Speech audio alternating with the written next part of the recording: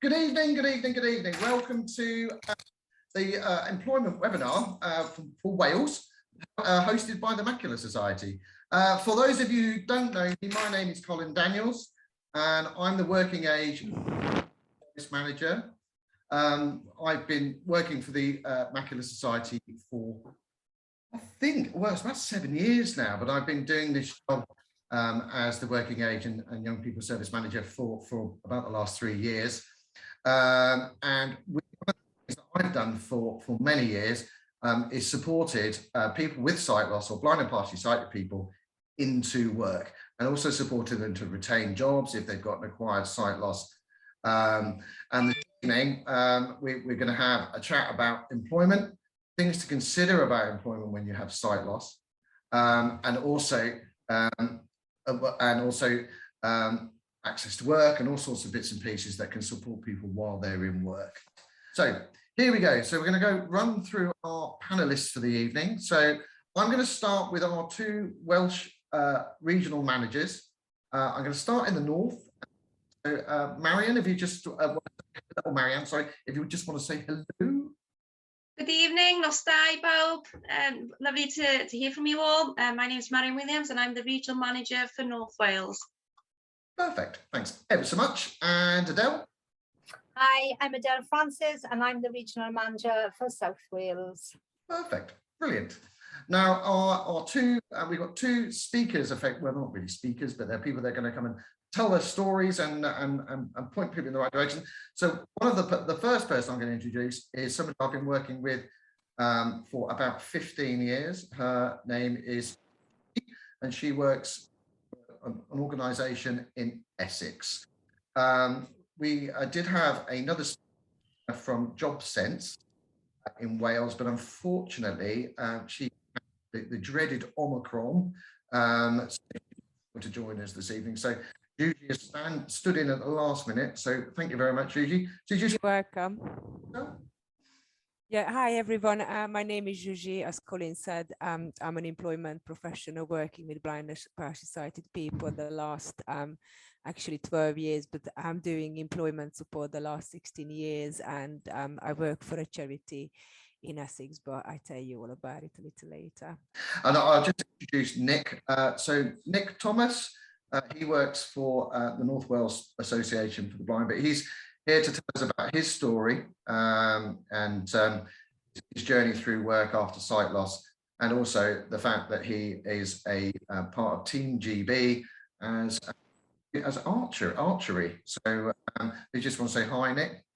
Hello, everybody. Good evening. Brilliant. Excellent. So I think what I'll do now is I'm going to hand over to Zsuzsi. Okay. To introduce herself a little bit further. As I say, Zsuzsi, as she said as well, works for Support for Sight and Ethics. She's been supporting blind and partially sighted people for 12 years. We've worked very closely together with a couple of charities. So I'm very pleased to have you here this evening, Zsuzsi, and thank you for standing in. As I say, you're welcome. I'm gonna hand you over to you for a couple of 10 minutes or so, just to have a little chat about what your thoughts are. Okay. Sight loss and employment. Thanks, Colin. So yeah, thank you for having me, and I was happy to stand in. Obviously, always happy to help out the Macular Society, and you guys always help me out too. So thank you for thinking of me. And yes, I actually had the privilege to share an office with Colin for 5 years once upon a time. So that was quite a good experience, and I learned a lot from him. So my background, as I mentioned, I'm an employment professional. I have been working in the supporting people with disabilities in the last 16 years, and the last 12 years I only work with blind and partially sighted people. Sorry if anybody can see the microphone being in front of my mouth, but that's just the only way is working tonight, unfortunately.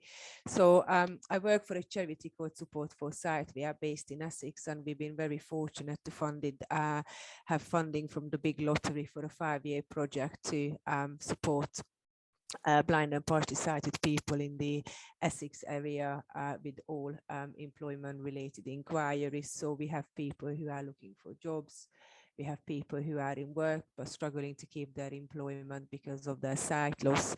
We have people who are self-employed and they have an idea but don't necessarily know how to set up their own business.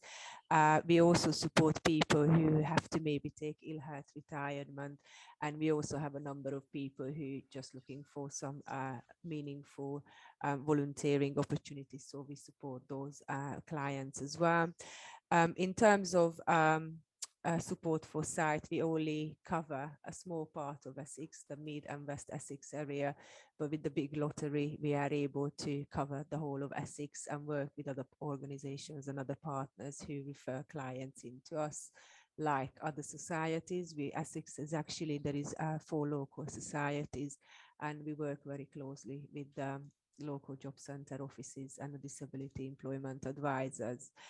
And one of the questions sometimes clients ask me when they are being referred to me, they kind of want to work, but they're not too sure why should they work, what they're going to gain out by going to work every day. And I think is definitely a very private matter whether somebody can and want to work. But I really believe if somebody wants to work, regardless their disability, they should be working, and that's what we kind of promoting. And obviously it just helps people with their self-esteem. They just have a better feel about themselves. They feel part of society. They included in their community. Obviously they earn money, so they can go and spend their money and paying back with taxes and various other ways. And it just makes people better, I guess, when they spend the money that they earn rather than what they maybe give or get given as benefit. And I think most people just kind of want to work because that's what we all, or most people do. And I think anybody who wants to work should get a job and should work. And I think we should definitely support anybody who would like to go into employment. What I do with job seekers, which is not obviously across the whole country, and I don't know where all of you are from, but I do various and offer various support. So I offer information, advice and guideline sessions to my clients. Obviously is tailored to their individual needs. I don't necessarily do face-to-face one-to-ones anymore, but I definitely do one-to-one sessions, which can be over the telephone or can be over some platform. And what I also do is I run Zoom job clubs, and actually I'm starting one now next week, which is a national job club. I'm working together with 10 other sight loss organizations across the UK, and I'm going to be leading their pre-employment or our pre-employment session, but it's 10 organizations who's working together. So if any of you here are interested to join a job club, a pre-employment job club that's starting next Tuesday, please let Colin or one of the ladies from the society know, and I would be happy to have you as a client as of starting next week for 6 weeks. So that should be, and can I just say this is the first time we're doing it as a national thing, offering this support for blind and partially job seeking clients. And a couple of things, just like if you unemployed and you're thinking about work and you're not sure if it's for you, there's a couple of things maybe can help you along the way. Firstly, maybe do some volunteering, just find out whether actually you can commit to kind of a work environment, just in terms of getting up and leaving your house and working a couple of hours. You can also, as I just mentioned, join a job club. It doesn't have to be the one that I'm running. It can be maybe something is offered in Wales by somebody, I'm not too sure, but just find out, go to your local job center and try to see what other partners they're working with that they can maybe support you achieving your dreams. Get any courses, maybe apply for courses that is available to you. So many stuff, well, mostly online, but they are mostly free as well. And you can just gain some skills or some understanding or some knowledge about a particular subject that maybe is an interest to you. And please get into a routine of not necessarily like going to work, but just getting up, do some job search, think about what you want to achieve, and maybe set some very achievable short-term goals that would keep you motivated because you are achieving them, rather than having some really long-term goal that maybe would be become true in 5 years' time, that probably not going to get you going all the way to the end. And if you are about to do job searching, one of the question I get asked all the time is, what can I do now I'm visually impaired? What jobs that are there for blind people or partially sighted people? And the answer is that I really don't know, because just because you have a disability, it definitely isn't going to define your skill set, your ability, your knowledge, and all the potential things that you can do. So obviously visual impairment is a major part of your life, and it's something that you need to maybe understand and know how to deal with. But probably as you all live with your sight loss, you are an expert in how to live your life with the sight loss. But there's so much support out there, and if you can advocate for yourself front of an employer, I'm certain you know, they're going to employ the right person rather than somebody who is maybe just fully sighted but not the right person. Think about maybe just things that would make you leave your house, rather than just try to think about the perfect job with the perfect job title that maybe doesn't even exist. Just try to think about you as a person, what you would like to do, and what would make you to leave your house, and what kind of things that would interest you. Also, please think about financial aspect of getting a job. So Colin and I came across this many times in our work, where somebody got a job and actually they were worse off by going to work. They were losing out, and just try to think of, you know, how much do you need, and what kind of situation would make you kind of getting a job make you in a better position that current you are in. I think so many people dismiss the financial aspect of going to work. There's something that maybe even Colin and I can help you. There is a calculation that you can have completed, which is called the Better Off Work calculation, which clearly shows you how much would you be better off if you would go into work. But if you need any support, as I said, I'm starting the job club next week, so anybody's welcome. We don't have any location restriction. Anybody who's interested to join a 6 weeks pre-employment program backed up by a Visionary, which is a national organization holding us small charities together, please just get in touch with me via Colin or the ladies here. And in the job club, obviously, we're going to cover all the usual things like giving information, advice and guidelines on the usual job seeking aspect of things like CVs, cover letters, how you should disclose your disability to a potential employer in a positive way. We're going to talk about access to work, which I'm sure most of you, if not all of you, heard of by now. And we're also going to be offering assistive technology sessions as part of this pre-employment program, because obviously technology is a massive part for anybody who is, well, if you're a job seeker, you're probably using technology to apply for jobs. So that's probably from me in a nutshell. Thank you so much. Perfect. Thank you, Zsuzsi. That's really excellent. Thank you. Brilliant. Can people hear me? Because I put my headphones and microphone on, so hopefully you can all hear me. Much better, Colin. Brilliant. Perfect. Brilliant. Excellent. So that's really cool. I think this might just be a good opportunity for me just to explain a little bit about the Jobsense project, because Jobsense is an organisation that works across Wales, supporting people with sensory loss. So but people that are either blind or partially sighted or have some hearing loss into work, and generally they're those people, and that might be a little further away from work, who just need that little bit of additional support.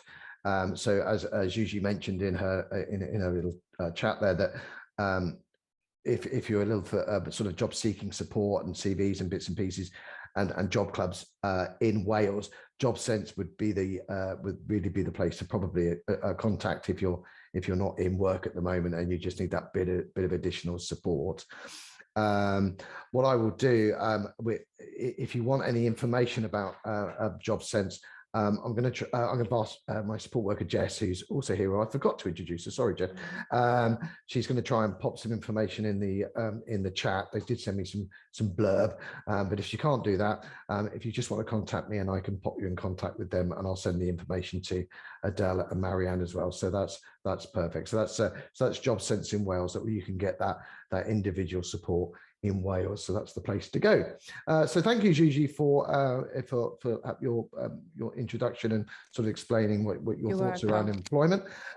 So now we're going to move on to Nick. So Nick Thomas, as I said, works for the North Wales Association. I'll put my teeth in, and he's going to sort of tell his story and his journey around employment. And hopefully talk a little bit about his archery as well. So I'll hand over to you, Nick, for 10 minutes or so, and then we'll all reconvene and we'll have a chat. Okay, so over to you, Nick. Okay, brilliant. Thank you, Colin. Yes. So my name's Nick Thomas, and I am the Development Officer for the North Wales Society for the Blind in North Wales, based in Bangor. I've been working for them for the past 4 years, and I'm just going to try and share a bit of my kind of employment journey with you guys tonight. Hopefully it'll be a bit of a positive message about employment. We all hear all the kind of the negative and the downsides of people trying to find a way into employment and things, especially with a disability and sight loss. But hopefully my kind of journey will be a bit of a positive story. So just to give you a little bit of a background, so I'm registered as severely sight impaired. I have Stargardt's macular dystrophy, so central vision loss. I was diagnosed at the age of 19. So I've always been, Colin's mentioned my archery and stuff, which I'll hopefully get onto a bit later on, but I've always been, from a young lad, I've always been a sporty person. Always, sport's been a big part of my life. So progressing from school, pre-sight loss in a way, the kind of the natural progression for me from school was to go into work with sports and coaching in sports centres, in local sports centres. So, I began on the YTS scheme, for everybody who remembers what the YTS scheme is or was, starting off full-time hours for £32.50 a week or whatever it was back then. Hard work, but, developing and learning a lot of skills in the leisure industry. Working hard, qualifying to get qualified as a lifeguard, and a qualified coach in numerous different sports. And then, the unfortunate kind of time came where I was diagnosed with Stargardt's, and then, kind of the health and safety issue of, being a lifeguard, trying to supervise a pool full of people swimming, then meant that I was unable to carry on and unable to fulfill what my job role was at that time. So, I think Zsuzsi mentioned earlier on that, everybody has their own decision to make around if you want to work or if you don't want to work, especially when you do have a disability. I'm a massive and a firm believer of, I've always wanted to work. There's been no kind of period in my life where I've thought to myself, I can just kind of sit back now and I've got money coming in through benefits or through this and that, and I can sit back and, have a kind of a period where I'm just being at home and relaxing. I've always wanted to work, and it's, like it's been mentioned, it's a personal choice. But for me, it was right. I have to work. I have to adapt. So, my journey became one of kind of transference in a way. So what I did was, when I learned that, carrying on working in sports centres wasn't going to be possible to fulfill the job that I wanted to do, what I did was I kind of looked back on the skills that I had developed over the 2 or 3 years that I'd worked in the sports centres, and I found my way into a sports development role, which then meant that, you know, the health and safety issues of, you know, me supervising people swimming and, you know, the implications of what could go wrong if I didn't spot anything happening were negated and kind of taken away. So I moved from a kind of a hands-on coaching and supervising role into a role where I was developing and facilitating after-school sports clubs in schools for a project called Dragon Sports. So, you know, we used to travel around primary schools throughout Gwynedd in North Wales, the county, and, you know, work with primary schools to develop after-school clubs, to engage volunteers that were able to then come in to be trained by us to then run that sports club. So I moved away from a hands-on coaching role to then, you know, a role which meant that I didn't have to rely as much on my sight, and it wasn't as important to be, you know, able to see everything that was going on. But then I was still able to work and still work in the field that I was interested in the sports field. So, you know, we kind of developed myself in there. I was able to take, you know, different courses to train myself, to be a trainer assessor as well. So I was building confidence in the way that I dealt with not only, you know, young children and young people that I had done in sports centres, but I was now developing a way of, you know, coaching and teaching adults as well. So all the time building confidence and building my skill set.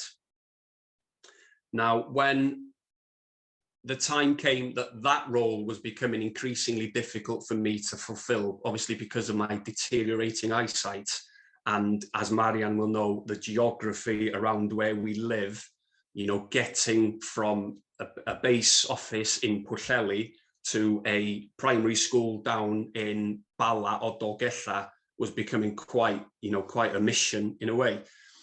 So it became a kind of decision for myself of trying to find a way around that. And obviously there was support available through Access to Work, but just the geography and the time it was taking for me to travel from one place to another was becoming increasingly difficult and becoming a problem.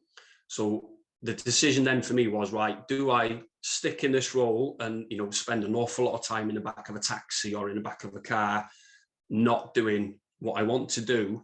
Or do I, again, use the skills that I've learned over the past few years and transfer that to another job where I could then fulfill and be happy in what I'm doing?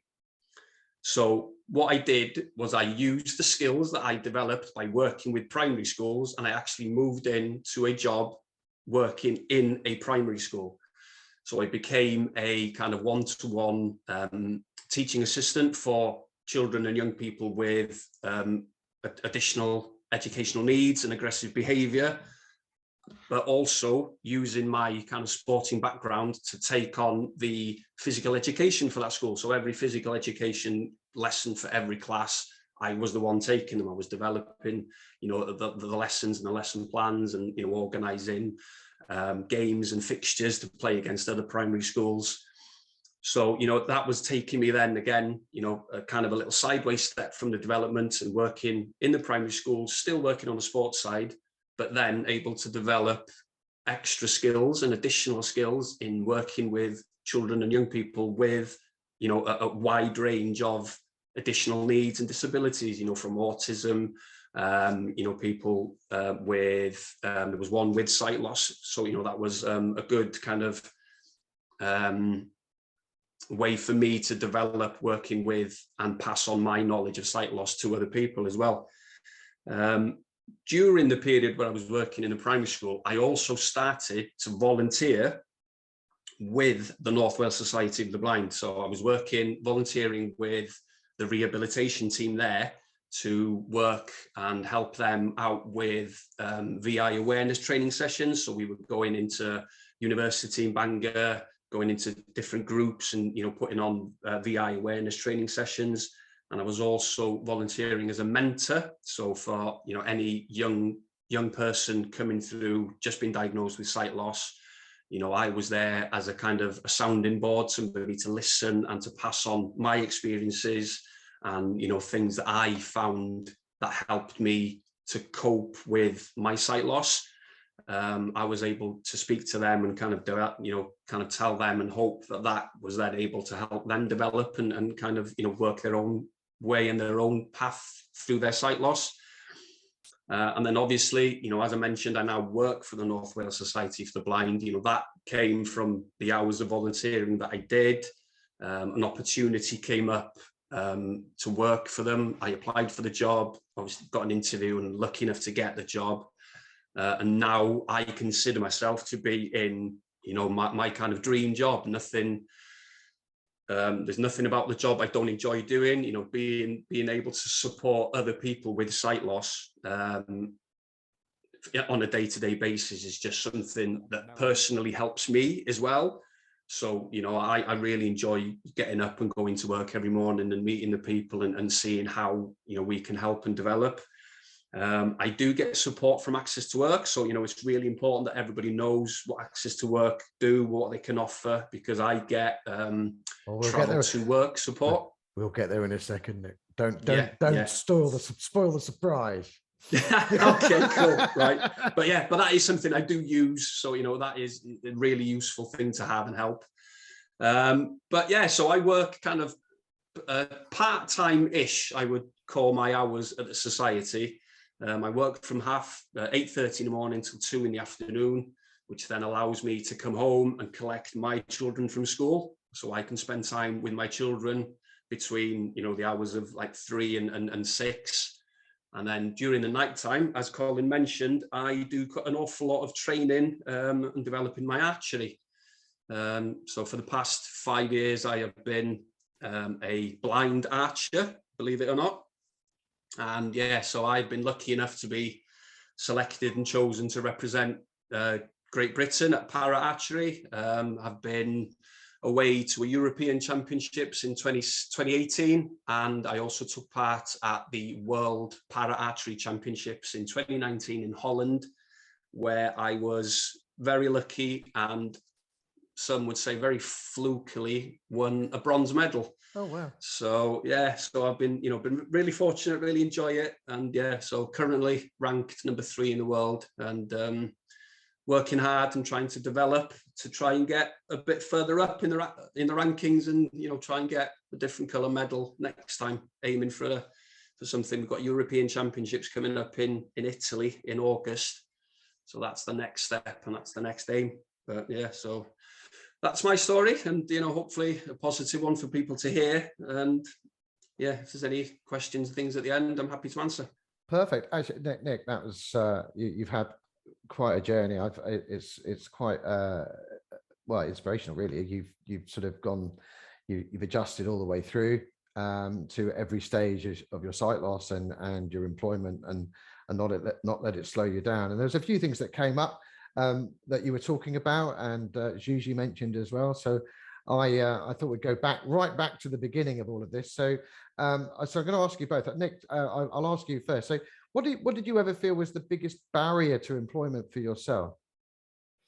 Do you know what? I think I've got a little bit of a different view to this than most people that I've spoken to, in a way. I mean, I'm quite a determined person. I've never let anything kind of hold me back or hold me down. So for me, the biggest barrier for a person to be employed and to kind of go forward and try and get the job that they want is themselves.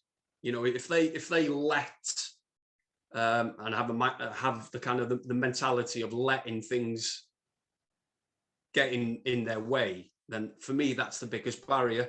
Mm-hmm. There's always ways that you can go around these barriers. From what I've found anyway, there's always there's support available from different places. Granted, it is really difficult at times to find the support and learn about them, but for me, a little bit of a different view, a bit controversial maybe, but I think the biggest barrier is the person themselves. Well, I think you'll find that's not controversial at all. So Zsuzsi, I mean, you supported alongside me for many years. sort of, but lots of people with different types of sight loss, Yes. macular disease, different, and RP, and all sorts of different conditions. So what did you find in your experience has been the biggest barrier that people tell you about to sight loss, to employment with sight loss? Well, I think what people think is most of the time that employers are discriminating and they're just not interested to employ disabled people. So that's what I hear from my clients. But I don't know if you ask me what I think as well. Oh, I think I need to know what you think. Yeah, absolutely. Okay, then you don't have to ask that. I think But that's why I am hearing, yes, that you know, employers wouldn't want me because I'm blind or disabled or. So taking that one step further, then, Zsuzsi. So, do you feel that stops people applying for jobs that they can get? Yes, definitely. And I think, yes, 100%.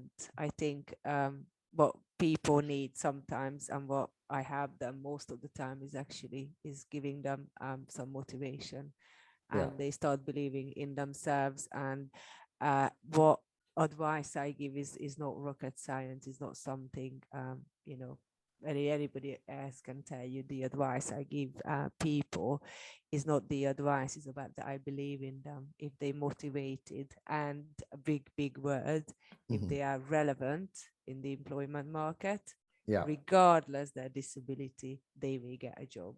Okay, so relevant is a very important. Relevant is my favorite word. So do you want to expand on that a little bit? Well, you just just need to be relevant. You need to kind of know what the employer is looking for, in as much as you need to really just read the advert, fill out your application form, or create, make your CV and cover letter obviously reflect their requirements, and you just need to be relevant. I mean, I can give a bit of an explanation that's maybe not too PC, but at the minute, obviously, it's quite late in the evening, so hopefully no children watching this webinar. But it's a very similar thing when you go, let's say, on a dating app, and you know, you put it down that you want to have, I don't know, blonde, I don't know, girl with long hairs and blue eyes, and then you go for a date, and then some short girl turns up with brown eyes and doesn't look like what you imagine. That's exactly what the employer is doing. They're telling you what they're looking for, so you have to tell them that you are everything they are looking for. There's no point to be something else. It is exactly like dating. You have requirements, and you want your date to fulfill whatever you want, and that's the same for the employer. And actually, the lucky thing when you're looking for a job, I guess, as opposed to dating, you actually know what you need to be to get that job. Absolutely. It's so much easier than when you, I guess, go dating. So it's just literally read what's in front of you, what are they want you to be, and be relevant. And if you're not, be honest. And if you're not, and if you're looking at some skills and you're looking experience and knowledge, then please do something about it. It's better to spend the next year, the next 12 months getting ready for a potential outcome that you're going to be, you know, able to secure a job, then spend another next 5 years not doing anything, thinking, I just can't do it. Of course you can. So Nick, so Nick, I want to ask you, so when you were applying for your jobs, Nick, did you mention your sight loss in your applications, or when it was only sort of relevant to the application that you were making? No, I think me personally, I always kind of mentioned it because, you know, it was something that I kind of not wear as a badge of honor. That's kind of maybe the wrong term for it, but it wasn't something that I was ashamed of, and it wasn't something that I felt I should hide behind. You know, I think expanding on what Zsuzsi was saying, I think, you know, not enough people when applying for jobs pay enough attention to the job description and the personal specification. Yes. You know, you'll look at you'll get the application form, and you'll just start writing it out and filling in the boxes without, you know, kind of comparing what's on the job description and what's on the personal specification, because from those two sheets of paper, that's where you will get, you know, the information that the employer wants from you. Absolutely. And that's where you can link in your experiences, your skills, your personality into that job. Yeah. So I think, you know, that for me is the kind of the main point. You know, I'll be honest, I was rubbish at doing it because I'm not really good at bigging myself up. I'm not really good at, you know. you know, But- being, oh, I'm this, I'm that. I'm But not that's good the at that. thing. That's the thing, Nick. If you're relevant, you don't have to big yourself up. Yeah. You just need to write it down that I am Yeah. relevant. I am everything that you're asking for, and then it's no bigging up. It's you just stating the obvious. Absolutely. yeah. The other thing, of course, is that, I mean, I know Zsuzsi and I are on the same page with this completely. Is people, you'll write your CV, and then you won't make your CV relevant to the job description for the job that you're applying for. So I mean, I think explained on one of our, because Zsuzsi and I did a series of videos on employment, which you can find on the Macular Society YouTube channel. There's a good advert. Yeah, there it is. And but we did a whole session on a whole video on CVs and, In the first lockdown as well. the first lockdown, yeah. So it's over Zoom. It's ridiculous. Anyway, well, actually, it might have been over Skype. Crikey, It was Skype. where's that gone? Anyway, so we were talking about the fact that people go, well, I sent out 100 CVs and I got no responses. And one of the things that Zsuzsi and I have always talked about over the years that we've been working with each other is that people need to update their CVs, don't they, Zsuzsi, to benefit to reflect the job that they're applying for. If you don't mind, I kind of even go further. You don't need to update it. You need to redo it for every single job. And if you're not willing to redo your CV, your personal profile, rename the document to tell the employer that this is my CV, sending it to you for whatever vacancy.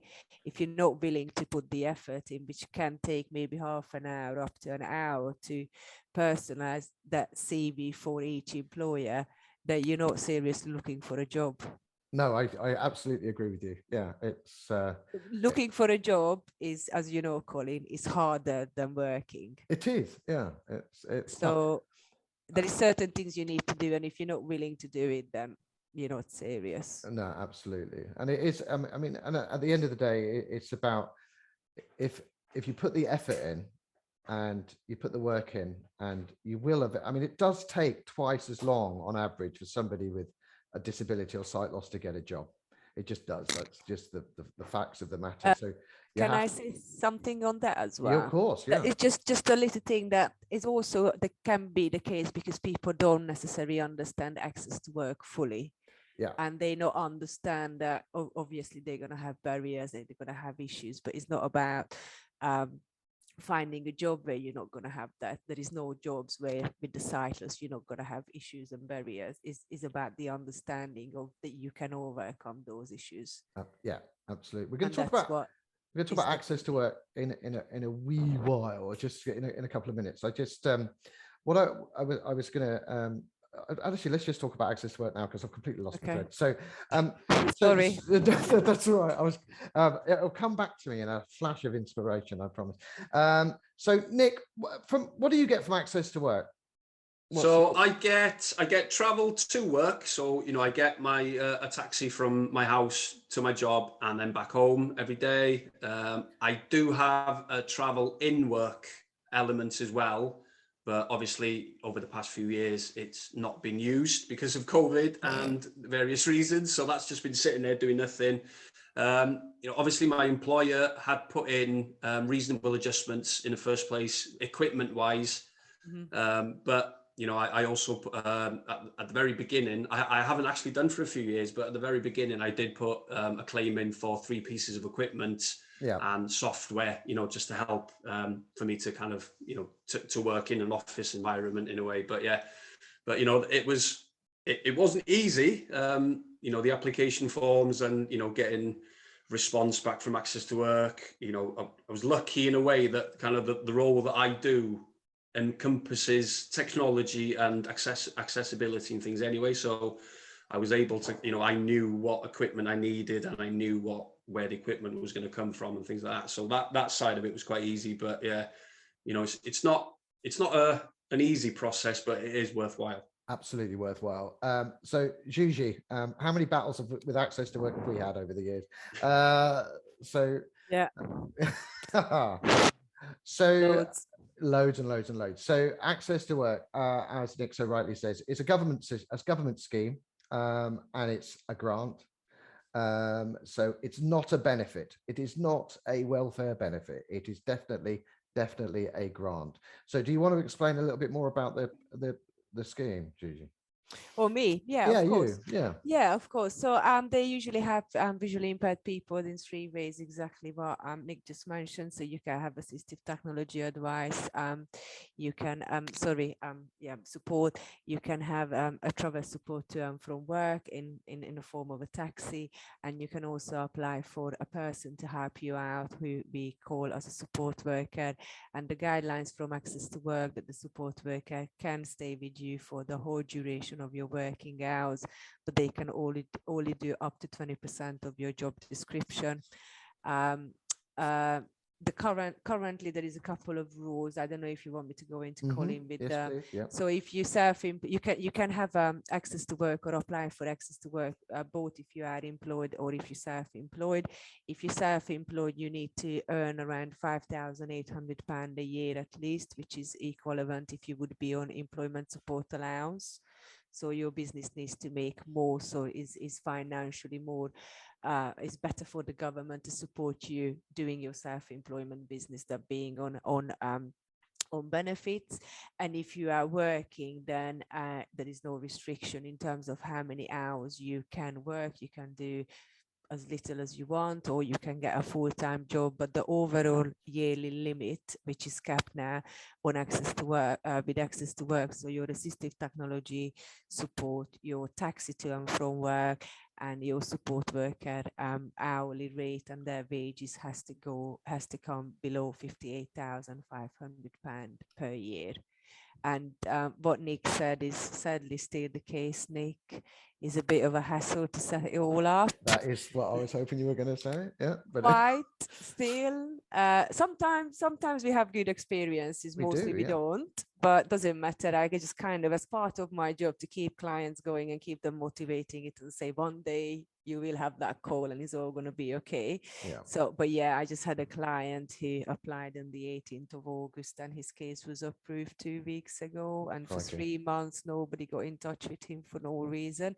But the good news is once it's in place and you have kind of a letter confirming the support that you're gonna receive, then things can be quite good and just good for a couple of years. It is. Until obviously you need to renew your claim and apply again, but it's still a bit of a process sometimes. But okay, there's a couple of things I just want to add to this at the moment. So there's just because of the COVID, well, they keep saying it's COVID, there's a 12-week it takes about 12 weeks at the moment to get contact, or up to 12 weeks. So if you have a start date for a job or whatever, just tell them as soon as you can, really. The sooner you apply, theoretically, the quicker it will all get sorted out. If you work for the civil service now, as from the 1st of May, access to work does no longer exist. You have to go through adjustments through your workplace and through the civil service. Something about double funding, I don't really understand it. Actually, I do. It's just we haven't got time to talk about it. That's always been the case. That's been the case. Oh, it's definitely put it in. They've literally put it. Oh, civil service. Okay. Civil service, no, there's always. Yeah, if you work for DWP or whatever, you could never apply for access to work. Full civil service now. It's gone across the entire government. See? Is it 1st of May? 1st of May, yeah. Oh, I'm going to do some reading tomorrow. Thank you. And I'm glad I came tonight. Oh, well done. Excellent. I should know this. I'm the advisor. And the other thing, one of the contingencies that Access to Work put in place for the COVID, I can't say the COVID, there's about 18 of them. Anyway, for COVID is that you can do blended working. So you can work from home and an office. So if you need duplicate equipment, they will provide that through, and that's still in place for the time being. And it looks like it might actually stay in place, which is very exciting because of COVID, you're still not able to sort your claim out only via emails. You still have to go to the post office and post your claims in and stuff, which is really funny. It's nuts. But there is a portal coming for payments, support worker payments and bits and pieces. I'm beta testing it next week. So anyway, but that's all secret. I shouldn't have said that out loud. No, and can we just say that access to work is only totally free if somebody applies within the first 6 weeks of their employment? Perfect. Yes.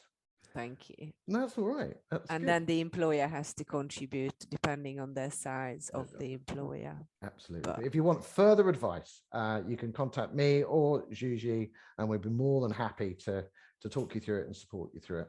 And we can cry together and rock in corners if it goes all very badly wrong. But generally it goes there. We get there in the end, but sometimes it's a bit of a battle. So I'm just looking at the time.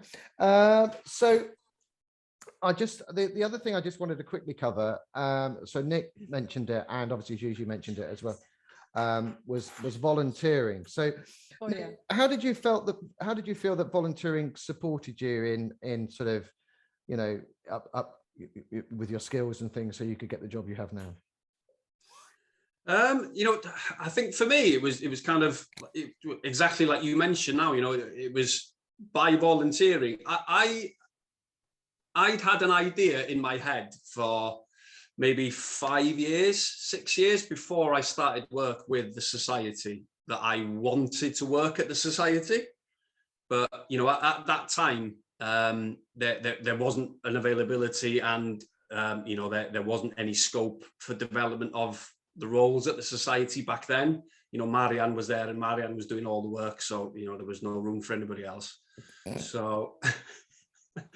But yeah, you know, so while I was there and while I was volunteering, one, I was gaining new skills and confidence in working with people with sight loss. But, you know, a big part of it for me, which still is to this day, is by volunteering there and helping other people through their sight loss, I was helping myself. Yeah. Because, you know, I've always, you know, had kind of the kind of the up and down battles with mental health.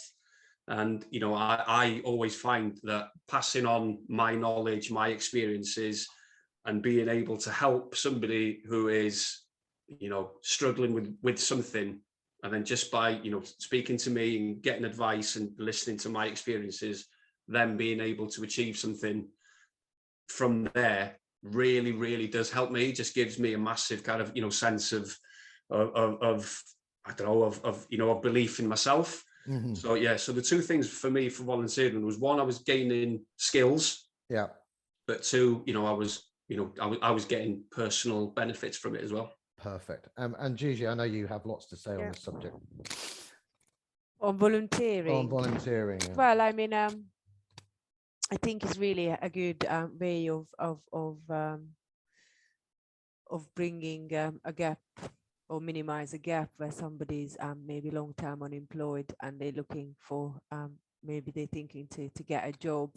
Is about just, again, my favorite word, making you a bit more relevant. Obviously, it's going to show you whether you can actually get up and leave your house and get ready and do stuff. It's going to obviously highlight a couple of needs that you might have in terms of assistive technology, what could support you in the workplace, and it just gives a really good kind of outlook on what life could be for you if you're going to go back to work.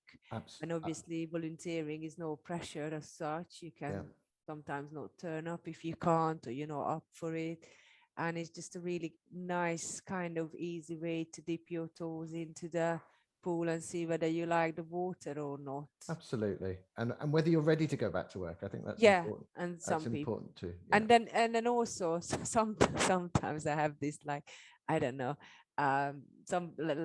somebody has an experience within their family. Let's say they have a baby in the family and they saw they really like babies and they really want to work with babies, and then they do volunteering in the nursery, and after 2 days they realize they don't actually like kids, they never have, and they rather work in Tesco. But it was a good idea to volunteer. So before you commit yourself to, I don't know, £500 course and get a qualification in childcare that you're never going to use, it's good. You can just go and test the waters for yourself, really. What that likes, what could like for you to work. Brilliant. I mean, I'm fully, I completely agree. I can't think of anything worse. Anyway, well, I think we're sort of getting to the near the end of our time. So I'm going to so Nick, really thank you for joining us this evening. I've really enjoyed your insights. I hope people have sort of understood your journey and see what maybe relate to it a bit. I mean, I certainly have. I think you've certainly you certainly strived through your sight loss and progressed through it and through your working life with it, and it's good to hear. So thank you for coming. That's been very good. Thanks very much. Pleasure. Thank you. And Zsuzsi, it's a pleasure as always having a chat with you. I like your attitude towards supporting people with sight loss in and out of work. You're one of my oldest friends. It's ridiculous. Oh, I know, it's ridiculous. People don't put up with me for this long usually, but there you go. Hey, so thank you for coming and standing in at such short notice. And nice to meet you, Nick. Yeah, you too. Excellent. Adele and Marianne, thank you for you. sitting in the background, and I hope you found this useful, and please share the video when we post it far and wide for those people who want to watch it again. It will be on YouTube at some point in the next week or so, and on the Macular Society website. There's two other webinars that happen through the Macular Society every month. One on age-related macular degeneration, which is the second Tuesday. No, it's not. It's the third Tuesday of each month. And then I run other webinars on conditions and things relating to macular dystrophies are the last Thursday of every month. So keep an eye on the old website for updates on those. After I shut down this webinar in a moment, you will receive a questionnaire about your experiences and whether you felt this webinar was beneficial. Please fill it in because we always want to improve. Be as honest as you choose to be.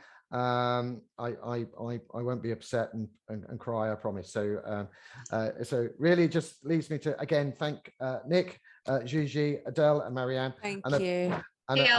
And of course Jess, who's been sitting in the background diligently making sure this all works and doesn't fall apart around my ears.